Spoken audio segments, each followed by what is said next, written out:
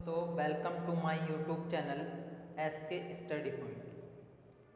जैसे कि आप लोगों ने वीडियो का डिस्क्रिप्शन और टाइटल पहले से ही देख चुका है, तो चलिए ज़्यादा बातें नहीं करते हुए हम वीडियो को शुरू करते हैं। वीडियो है आपके लिए ग्रामीण विकास और ग्रामीण परिवेश की। ठीक है दोस्तों, यह आपका यूपी लेखपाल की वैकेंसी आने वाली है, उसी के लिए हम आपको ग्रामीण परिवेश की तैयारी बहुत अच्छे से कराने वाले हैं। ठीक है दोस्तों, तो चलिए देखते हैं आज का पहला प्रश्न क्या है। पहला प्रश्न है, भारत के प्रधानमंत्री द्वारा संपूर्ण राष्ट्र के विकास में विज्ञान और प्रौद्योगिकी को महत्वपूर्ण भूमिका दिए जाने के लिए अनुरूप 21 जय विज्ञान राष्ट्रीय विज्ञान एवं प्रौद्योगिकी मिशन को किस वर्ष आरंभ किया गया। तो आप लोगों को पता होना चाहिए किस वर्ष आरंभ किया गया। ऑप्शन 20 का राइट आंसर है 1999। तो चलिए देखते हैं अगला प्रश्न। अगला प्रश्न है, वर्तमान में कृषि का राष्ट्रीय सकल घरेलू उत्पाद यानी कि GDP में योगदान क्या है। आपको वर्ष 2012 और 13 का बताना है। तो क्या है, ऑप्शन डी इसका करेक्ट आंसर होगा 17.4%। ठीक है दोस्तों, चलिए चलते हैं अगले प्रश्न की ओर। भारत में गरीबी रेखा यानी कि पॉवर्टी लाइन के नीचे जीवन यापन करने वाले व्यक्ति हैं। आर्थिक सर्वेक्षण 2008 और 9 के अनुसार आपको बताना है। तो इसका सही आंसर होगा ऑप्शन 20 द करेक्ट आंसर, यानी कि 21.7% इसका एकदम करेक्ट आंसर होगा। चलिए दोस्तों चलते हैं अगले प्रश्न की ओर। भारत को कितने कृषि शस्य पारिस्थितिकी क्षेत्रों यानी कि एग्रो इकोलॉजिकल जोन में विभाजित किया गया है। तो आपको बताना है क्या कि भारत को कितने एग्रो इकोलॉजिकल जोन में विभाजित किया गया है। तो दोस्तों ऑप्शन सी इज द इसका करेक्ट आंसर होगा, यानी कि कुल 20 जोनों में कृषि परिस्थिति को बांटा गया है।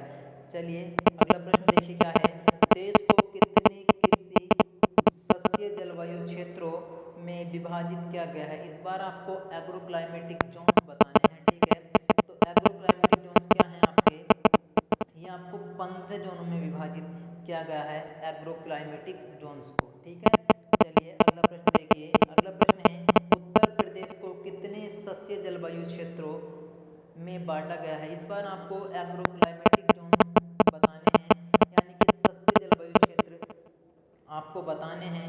तो ये है आपका option A is the correct answer हो जाएगा, यानी कि ऑप्शन नंबर ए इसका करेक्ट आंसर है। चलिए दोस्तों देखते हैं आज का अगला प्रश्न क्या है। तो अगला प्रश्न हो जाएगा आपका, भारत में कृषि विश्वविद्यालय जो 1960 में खुला वह है। तो आपको बताना है कि भारत का प्रथम कृषि विश्वविद्यालय कौन सा है जो 1960 में खुला था। वो है आपका पंतनगर, यानी कि GBPUAT पंतनगर, जिसका पूर्व नाम था UPAU। अब कहाँ पर है आपका, उत्तराखंड में, यानी कि ऑप्शन 20 का करेक्ट आंसर हो जाएगा। चलिए आज मैं आपको इस वीडियो में टोटल 50 प्रश्न कराएंगे जो आपको अच्छे से याद करने होंगे। ठीक है, देखिए प्रश्न क्या है, कौन सा समूह मासिक पत्रिका का है। क्या बताना आपको, कौन सा समूह मासिक पत्रिका का है। तो ऑप्शन ए इसका करेक्ट आंसर हो जाएगा कि खेती किसान भारती, यह आपका मासिक पत्रिका का समूह है। चलिए चलिए देखते हैं अगला प्रश्न। अगला प्रश्न क्या है आपका, अगला प्रश्न है, राष्ट्रीय जल नीति कब लागू हुई। तो आपको बताना है कि राष्ट्रीय जल नीति कब लागू हुई। ऑप्शन है आपका 1987 में, 1980 में, 1990 में, 1995 में। तो option A is the correct answer हो जाएगा इसका। Option A is the correct answer, यानी कि 1987 इसका एकदम राइट आंसर होगा। तो चलिए दोस्तों अगला प्रश्न देखिए। अगला प्रश्न क्या है, निम्नलिखित को सुमेलित कीजिए। आपको क्या है, ये सुमेलित करना है। मैं इसको छोटा कर लूँ ताकि आपको पूरा क्वेश्चन अच्छे से दिख जाए। तो देखिए क्वेश्चन है, निम्नलिखित को सुमेलित कीजिए। सूची ICAR पुरस्कार यानी कि पहला है इसमें जगजीवन राम एवं NG रंगा पुरस्कार, दूसरा है चौधरी चरण सिंह पुरस्कार, तीसरा है जवाहरलाल नेहरू पुरस्कार और चौथा है आपका पंजाब राव देशमुख पुरस्कार। अब सोचिए दूसरी में क्या दे रखा कि कृषि महिला वैज्ञानिक को, कृषि किसान को, स्नातकोत्तर उत्कृष्ट अनुसंधान के लिए, कृषि अनुसंधान एवं विकास में पत्रकारिता में उत्कृष्टता के लिए। तो आप देखिए इसका आंसर क्या होगा। देखिए ये जो आपका पहला दे रखा है कि जगजीवन एवं NG रंगा पुरस्कार, तो ये आपका दिया गया है किसान को विविधाकृत खेती के लिए, यानी कि पहला वाला किससे मिलेगा आपका B से, ठीक है। फिर अगला है आपका चौधरी चरण सिंह पुरस्कार, तो चौधरी चरण सिंह पुरस्कार दिया गया है आपका, ये चौधरी चरण सिंह पुरस्कार दिया है आपका स्नातकोत्तर उत्कृष्ट कृषि अनुसंधानों के लिए। तो पी का कौन सा हो जाएगा आपका C हो जाएगा, ठीक है। अगला है जवाहरलाल नेहरू पुरस्कार दिया गया है, तो जवाहरलाल नेहरू पुरस्कार दिया गया है आपका कृषि अनुसंधान एवं विकास में पत्रकारिता उत्कृष्टता के लिए। तो तीसरे का हो जाएगा आपका D। आपका बचा चौथा पंजाब राव देशमुख पुरस्कार, तो पंजाब राव देशमुख पुरस्कार दिया गया है आपका कृषि महिला वैज्ञानिकों के लिए, ठीक है। तो ये हो जाएगा आपका इसका पहला, ठीक है दोस्तों। चलिए देखते हैं ऑप्शन कौन सा हो जाएगा इसका, यानी कि पहले का था आपका कौन सा B, तो देखिए पहले का भी कौन सा, यानी कि option C is the correct answer हो जाएगा, ठीक है दोस्तों। ऑप्शन C इज द इसका सही आंसर हो जाएगा।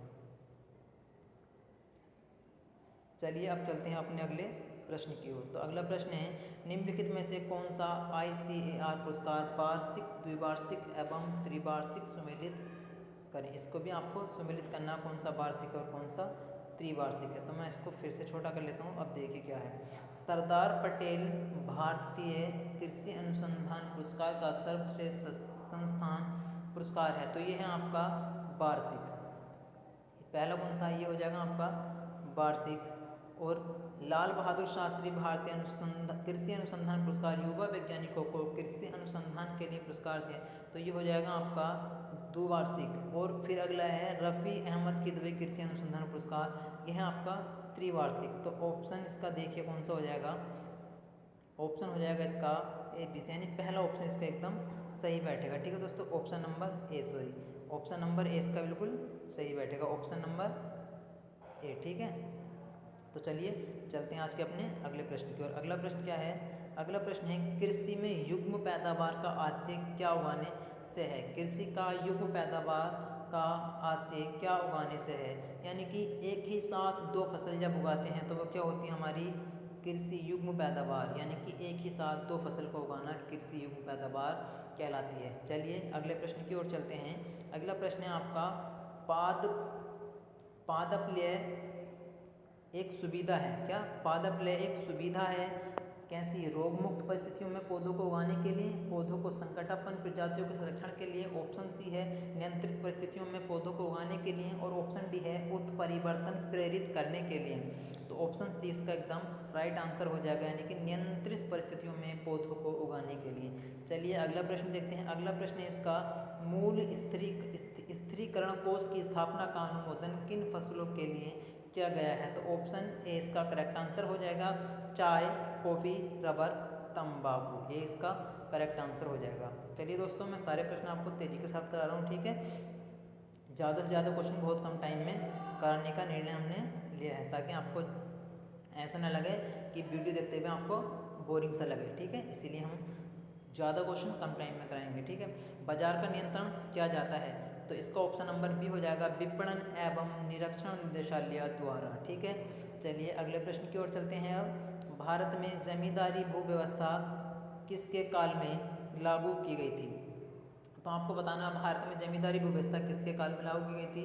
यह है ऑप्शन C लॉर्ड कॉर्नवालिस के शासनकाल में ही भू जमींदारी व्यवस्था लागू की गई थी। चलिए अगले प्रश्न की ओर चलते हैं। भारत में दलहन अनुसंधान केंद्र कहाँ स्थित है। तो दलहन अनुसंधान केंद्र स्थित है आपका कानपुर में दोस्तों, ठीक है।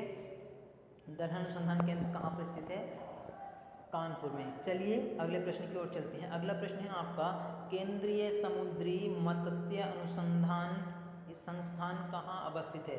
तो मत्स्य अनुसंधान संस्थान स्थित है आपका कोच्चि में, यानी कि option A is the correct answer. चलिए दोस्तों चलते हैं अगले प्रश्न की ओर। अगला प्रश्न है आपका, केंद्रीय धान अनुसंधान संस्थान कहाँ अवस्थित है? तो ये आपको पता होना चाहिए कहाँ पर है, कटक में, यानी कि ऑप्शन ए इसका करेक्ट आंसर है। चलिए अगले प्रश्न की ओर चलते हैं। गांव में भी खेतों तथा छोटे कारखानों में बालक बालिका श्रमिक की तरह काम करते हैं, वयस्क होने पर इसका क्या परिणाम होता है? तो वयस्क होने पर इसका परिणाम होता है दोस्तों शरीर में ढांचागत विकृति, यानी कि ऑप्शन डी इसका करेक्ट आंसर हो जाएगा। चलिए अगले प्रश्न की ओर चलते हैं। अगला प्रश्न है आपका, निम्न में से कौन सी भारत की सबसे लंबी अवधि तक चलने वाली योजना है? आपको वो योजना बतानी है जो भारत की है और सबसे लंबी अवधि तक चलने वाली है। तो दोस्तों ऑप्शन ए इसका एकदम करेक्ट आंसर हो जाएगा, इंदिरा आवास योजना। यह भारत की एक ऐसी योजना है जो सबसे लंबी समय तक चलने वाली है। तो चलिए दोस्तों चलते हैं अगले प्रश्न की ओर। अगला प्रश्न है आपका, उत्तर प्रदेश में बिरला उद्योग द्वारा संचालित एल्यूमिनियम कारखाना कहाँ स्थित है? तो एल्यूमिनियम कारखाना आपको बताना कहाँ पर स्थित है, यह आपका रेणुकूट में स्थित है, यानी कि ऑप्शन बी इसका एकदम करेक्ट आंसर हो जाएगा। चलिए दोस्तों अगला प्रश्न देखते हैं। निम्न में से कौन सी योजना स्वर्ण जयंती ग्राम स्वरोजगार योजना का अंग बन गई है? IRDP, ट्राइजेन, DWCR है, यानी कि ये तीनों की तीनों योजनाएं ऐसी हैं जो स्वर्ण जयंती ग्राम स्वरोजगार योजना का अंग बन गई हैं, यानी कि ऑप्शन डी इसका करेक्ट आंसर हो जाएगा। चलिए दोस्तों चलते हैं अपने अगले प्रश्न की ओर। तो दोस्तों अगला प्रश्न है, निम्न में से कौन सी योजना वर्ष 2011 से राष्ट्रीय ग्रामीण आजीविका मिशन के रूप में चलाई जा रही है? तो दोस्तों ये योजना है आपकी स्वर्ण जयंती ग्राम स्वरोजगार योजना, यानी कि ऑप्शन सी इसका एकदम करेक्ट आंसर हो जाएगा। ठीक है दोस्तों, चलिए चलते हैं अपने अगले प्रश्न की ओर। यदि दोस्तों वीडियो आपको अच्छी लग रही हो तो वीडियो को लाइक शेयर जरूर करना है, ठीक है।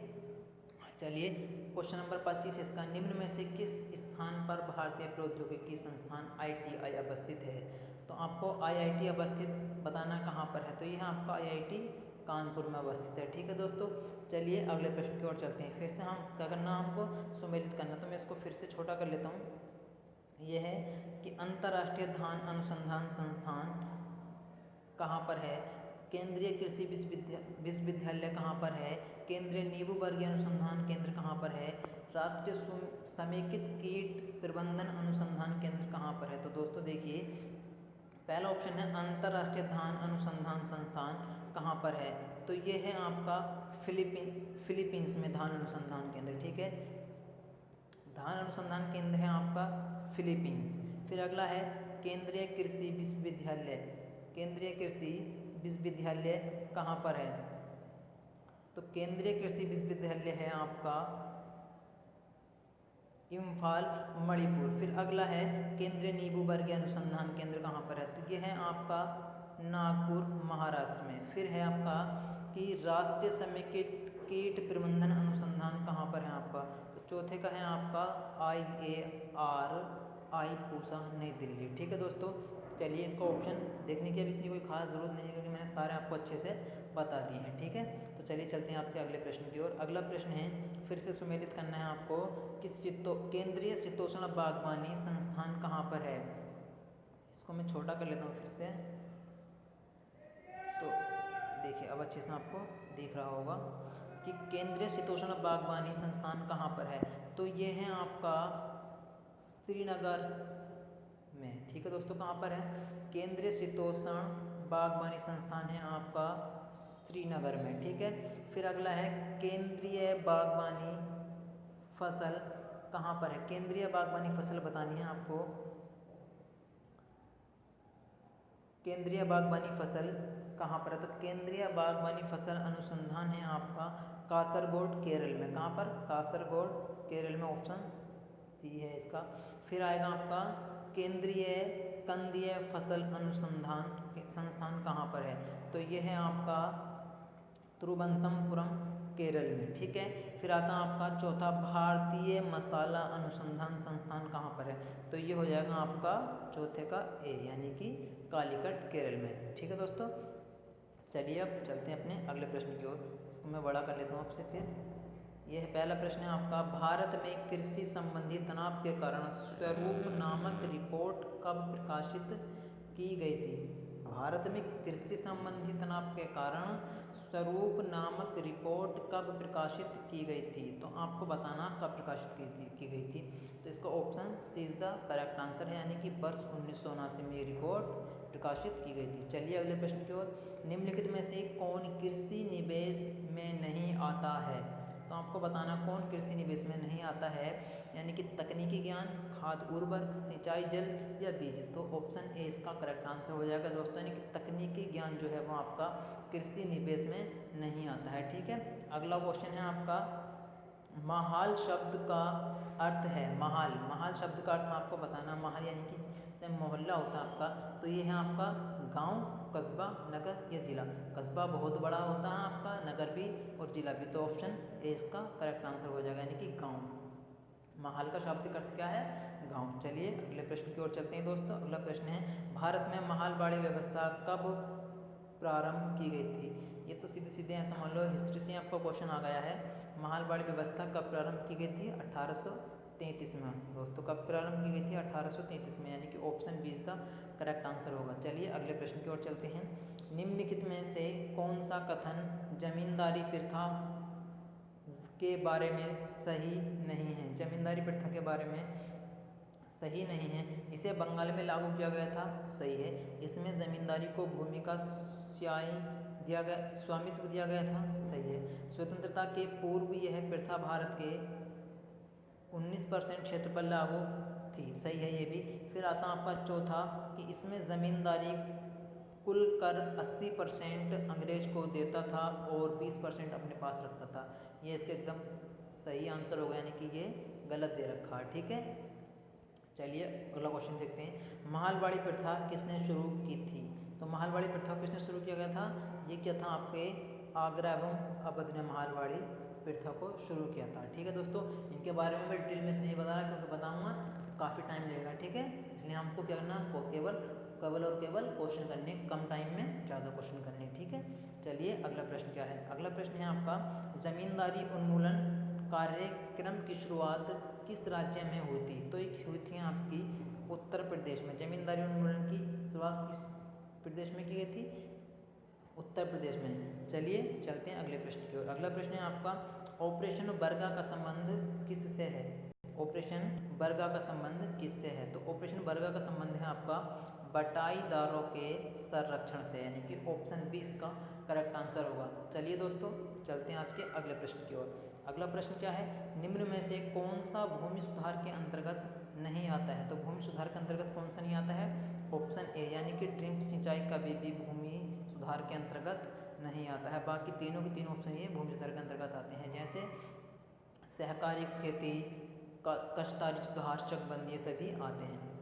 क्वेश्चन नंबर 37 है, देखिए, भारत का राष्ट्रीय सूत्रकृमि संग्रह स्थित है, यानी कि जो भारत का राष्ट्रीय सूत्रकृमि है, यानी कि नेशनल नेमाटोडे कलेक्शन ऑफ इंडिया स्थित है कहाँ पर? IAR नई दिल्ली में। ठीक, कहाँ पर? IAR नई दिल्ली में। ठीक है, चलिए ऑप्शन इसका करेक्ट आंसर हो जाएगा। अगला प्रश्न देखिए, भारतीय कृषि अनुसंधान परिषद, जिसका अध्यक्ष केंद्रीय कृषि मंत्री हुआ करता है, का गठन हुआ था आपका 16 जुलाई 1929 को। ऑप्शन ए इसका करेक्ट आंसर हो जाएगा। चलिए चलते हैं अगले प्रश्न की ओर। अगला प्रश्न है आपका, राष्ट्रीय कृषि प्रौद्योगिकी परियोजना NATP को केंद्रीय मंत्रिमंडल ने उसके क्रियान्वयन हेतु स्वीकृति प्रदान की थी। तो ये की थी आपके 19 नवंबर 1998 को, यानी कि ऑप्शन ए इसका करेक्ट आंसर होगा। चलिए दोस्तों चलते हैं अगले प्रश्न की ओर। तो अगला प्रश्न क्या है आपका, संस्थान ग्राम संपर्क संबंध परियोजना IVLP institutional village linkage programme देश में कब शुरू हुई थी? तो हुई थी आपकी 1965 में। कब हुई थी दोस्तों? 1965 में, यानी कि ऑप्शन ए इसका करेक्ट आंसर होगा। चलिए चलते हैं अगले प्रश्न की ओर। अगला प्रश्न है, भारत में बहुफसल कार्यक्रम कब शुरू किया गया था? बहुफसल कार्यक्रम शुरू किया गया था आपका वर्ष 1967 से 68। ऑप्शन ए इसका करेक्ट आंसर होगा। चलिए अगले प्रश्न की ओर। अगला प्रश्न, कृषि सेवा केंद्र नामक योजना किस पंचवर्षीय योजना के कार्यकाल में प्रारंभ की गई थी? तो की गई थी आपके चौथी पंचवर्षीय कार्यकाल के प्रारंभ में। ठीक है, चलिए अगला प्रश्न देखते हैं। अगला प्रश्न है आपका, ग्रामीण क्षेत्रों में शहरी सुख सुविधाएं प्रदान करना यानी कि PURA पूरा योजना किसके द्वारा प्रतिपादित की गई थी? तो पूरा योजना किसके द्वारा प्रतिपादित की गई थी? डॉक्टर APJ अब्दुल कलाम की, यानी कि option A is the correct answer होगा इसका। ठीक है, चलिए चलते हैं अगले प्रश्न की ओर। अगला प्रश्न है, भूदान और ग्रामदान आंदोलन किसके द्वारा चलाया गया था? तो भूदान और ग्रामदान आंदोलन आपका विनोबा भावे, यानी कि option A is the correct answer होगा इसका। ठीक है दोस्तों, चलिए अगले प्रश्न की ओर चलते हैं। अगला प्रश्न है आपका, हरित क्रांति को अमली जमा पहनाने का श्रेय निम्नलिखित में से किस कृषि वैज्ञानिक को दिया जाता है? तो इसका option number see the correct answer होगा, यानी कि डॉक्टर नॉर्मन बोरलॉग को हरित क्रांति के जमली का श्रेय दिया जाता है। ठीक है, चलिए क्वेश्चन नंबर 46 है आपका, ग्रामीण क्षेत्रों में राज्य सरकार ने खेतिहार मजदूर एवं भूमिहीनों के सहायतार्थ ऊसर भूमि सुधार के लिए ऊसर प्रभावित जनपदों में का कार्यान्वयन किया गया है। तो ऑप्शन डी इसका एकदम करेक्ट आंसर होगा, यानी कि भूमि सेना योजना। दोस्तों जो मैं आपको ये प्रैक्टिस सेट करा रहा हूँ, ये 2020 का ही प्रैक्टिस सेट है, अभी तक दुकानों पर अच्छे से आया भी नहीं है, तो मैं आपको इसको कराना स्टार्ट कर दिया हूँ, इसीलिए कि आपको सभी चीज़ अच्छे से क्लियर हो जाए। उस टाइम से पहले आपका ग्रामीण परिवेश के सारे के सारे प्रैक्टिस सेट में आपको लगवा दूँ। ठीक है, चलिए अगला प्रश्न है आपका, प्राय गाँव में किसान कृषि रसायनों का उपयोग पशुओं के शरीर से जुएं आदि परजीवी को नष्ट करने हेतु करता है, जो होता है आपके लिए बिल्कुल सर्वथा हानिकारक तथा गलत है। ऑप्शन इसका एकदम करेक्ट आंसर होगा दोस्तों। ठीक है, चलिए अगले प्रश्न की ओर। अगला प्रश्न क्या है आपका? अगला प्रश्न है, पीली क्रांति संबंधित है। तो पीली क्रांति तो शायद आपको सभी को पता होगा, किससे? तिलहनों के उत्पादन में वृद्धि से। ठीक है, चलिए चलते हैं अगले प्रश्न की ओर। अगला प्रश्न है, अनावृत योजना यानी कि रोलिंग प्लान किस अवधि के लिए बनाया गई थी? तो रोलिंग प्लान बनाया गया था आपका 1978 से 1983 ईस्वी के अवधि के मध्य। ठीक है दोस्तों, चलिए अगला प्रश्न देखते हैं। अगला प्रश्न हो जाएगा आपका, जो आपका क्वेश्चन नंबर 50 है और लास्ट प्रश्न है ये वीडियो का। सूची 1 व सूची 2 को सुमेल कीजिए तथा सूचियों के नीचे दिए गए कोटों में सही उत्तर चुनिए। ठीक है दोस्तों, ये देखिए आपका एक्वाकल्चर कहते हैं हम किसको? मत्स्य पालन को एक्वाकल्चर कहते हैं, मत्स्य पालन को। और फ्लोरिकल्चर कहते हैं हम पुष्प को दोस्तों। सेरिकल्चर कहते हैं दोस्तों हम रेशम को। और विटीकल्चर कहते हैं हम अंगूर को। तो देखिए इसका कौन सा ऑप्शन ठीक हो जाएगा, यानी कि ऑप्शन ए का चौथा हो जाएगा, फ्लोरिकल्चर। बी का आपका तीसरा हो जाएगा, और ये सेरिकल्चर आपका ये हो जाएगा आपका रेशम पहला हो जाएगा, यानी कि ऑप्शन 20 का लगभग सही आंसर है। ठीक है दोस्तों, बाकी मैंने आपको भी सारे चिन्हित करके बता दिए हैं। दोस्तों यदि आपको हमारी वीडियो पसंद आई हो तो वीडियो को ज़्यादा से ज़्यादा लाइक करें, शेयर करें। प्लीज़ यदि हमारे चैनल से नए जुड़े हों तो चैनल को सब्सक्राइब करना ना भूलें और पास में बेल आइकन को प्रेस कर लें, ताकि